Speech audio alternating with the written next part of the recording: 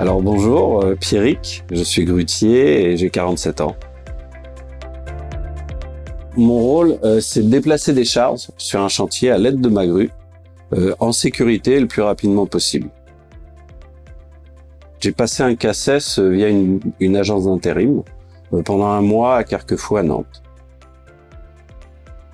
Ma journée type, elle commence à 7h30 pour faire un planning avec mon chef de chantier, savoir les tâches qui vont être effectuées pendant la journée. Je monte dans ma grue, je mets en place mes affaires, mes consignes de sécurité et je démarre la grue et on entame la journée jusqu'à midi et quart s'il faut. Je descends juste après, je prends 3/4 d'heure, 1 heure de pause. Ça me permet de voir les gars, d'avoir un peu de relationnel parce que c'est important. Ils ont besoin d'avoir confiance en moi et moi confiance en eux. Et puis après, on reprend le boulot vers 1 heure, 1 heure et demie, et puis jusqu'à ce qu'on ait fini. Alors au quotidien, tout d'abord c'est Michael, mon chef de chantier, parce que c'est lui qui donne toutes les consignes. Après, ce sont les chefs d'équipe qui sont souvent en charge des ouvrages qu'ils ont à faire. Parce qu'il faut que je sois conscient de ce qu'ils ont à faire pour pouvoir bien le faire avec eux, les accompagner.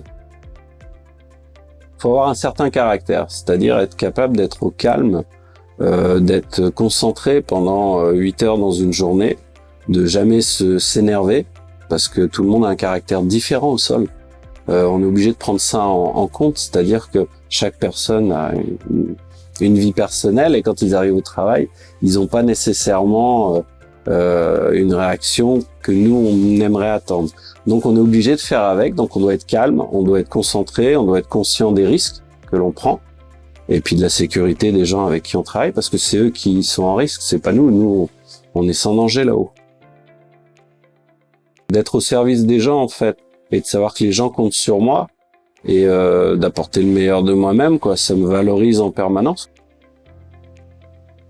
Il y en a eu beaucoup parce qu'à chaque fois, c'est une aventure différente. Ce sont des bâtiments différents, des manières de travailler différentes. Donc, celui qu'on va faire après, celui qui va me passionner le plus, quoi, parce que ça sera nouveau.